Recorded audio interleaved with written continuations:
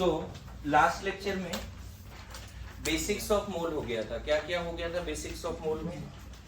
अभी एक तरह से देखा जाए तो मोल के 2 लेक्चर हो गए आपके, नहीं? पहला लेक्चर में हमने,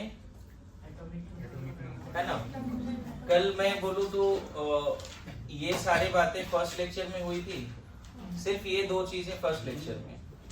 कल एटॉमिक मास भी हुआ और ग्राम एटॉमिक मास भी हुआ, मॉलिक्यूलर मास, है ना, मॉलिक्यूलर मास, ठीक है। अच्छा, ग्राम एटॉमिक मास को मोलर मास भी बोलते हैं, molecular mass. Then we have done gram molecular mass, इसको भी हम क्या बोलते हैं? Molar mass. ध्यान है, ये 6 चीजें पढ़ाई है आपको, 6 टर्म्स एक तरह से, और ये 6 टर्म नहीं आते तो मुश्किल है फिर भी मोल में आगे बढ़ पाएंगे।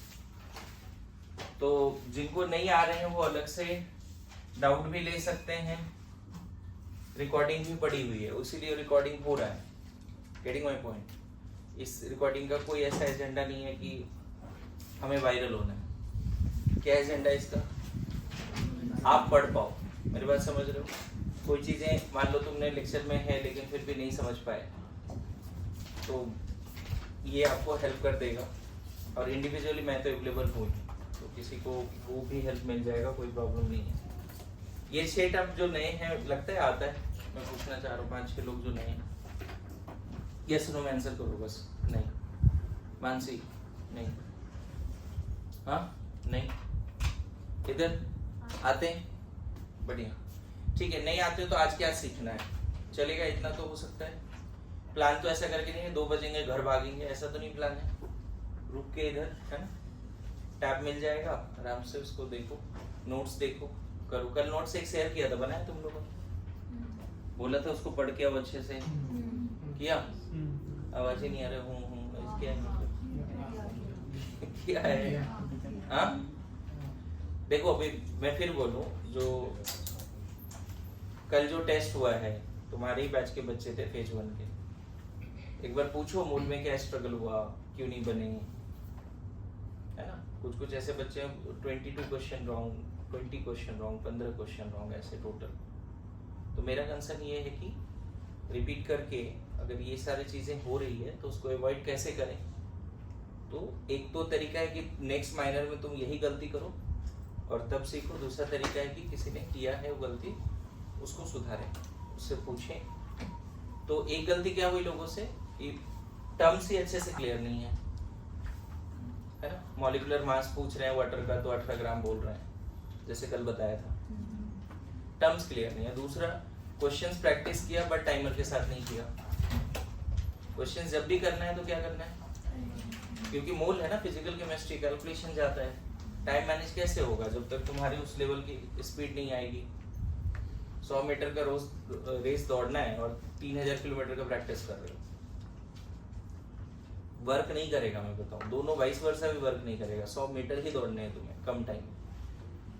तुम ये सोचोगे नहीं एक क्वेश्चन 1 मिनट में सॉल्व करना है, 10 मिनट में हो रहा है ना, दिक्कत क्या है?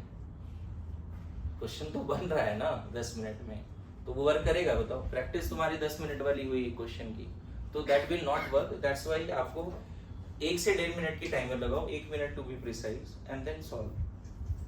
ठीक है।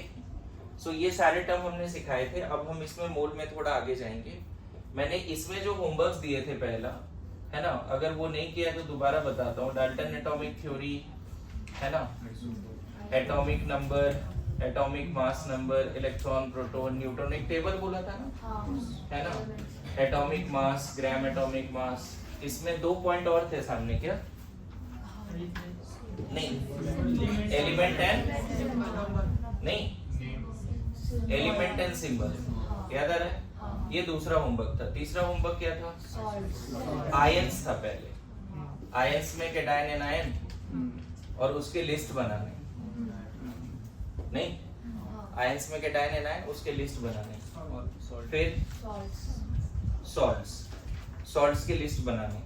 फिर लास्ट क्लास एक एक होमवर्क था कि आइसोटोप, आइसोबार, आइसोडाइफर, जहां भी आइसो वर्ड था उसको डिकोड कर लेना। आइसो इलेक्ट्रॉनिक, है ना, फिर 6th होमवर्क जो था, जो कल शायद दिया या नहीं दिया भूल गया मैं, है ना, वो होमवर्क ये था कि यहाँ पे लिखना था मॉलिक्यूलर फॉर्मूला, केमिकल नेम, है ना, common name, then we have, हम बोल सकते हैं यहाँ पे मॉलिक्यूलर मास,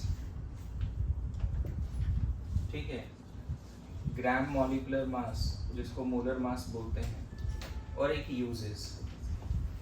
तो मैं चाह रहा था कि इस टेबल में कम से कम ऐसे 100 मॉलिक्यूल्स कंपाउंड जरूर रख दो जो डेली लाइफ में हमें यूज आता है। जैसे सॉल्ट तो अलग से लिखा तुमने, लेकिन तुम चाहो तो सॉल्ट भी यहाँ रख सकते हो। जैसे मॉलिक्यूलर फार्मूला मान लो KOH है, NOH है, Na2SO4 है, baking soda, washing soda, gypsum बोलते हैं ना, plaster of Paris, common name ये सब रहता है कि नहीं, ग्लूकोज, सुक्रोज, मतलब ऐसे बहुत सारे कंपाउंड यहाँ पे, मान लो H2SO4 ही रख दिया, तो ये तो सल्फ्यूरिक एसिड बोलते हैं, तो ये लिख देंगे सल्फ्यूरिक एसिड, नहीं, उसके बाद इसका कॉमन नेम क्या है, किंग ऑफ एसिड क्या है वो पता करना पड़ेगा।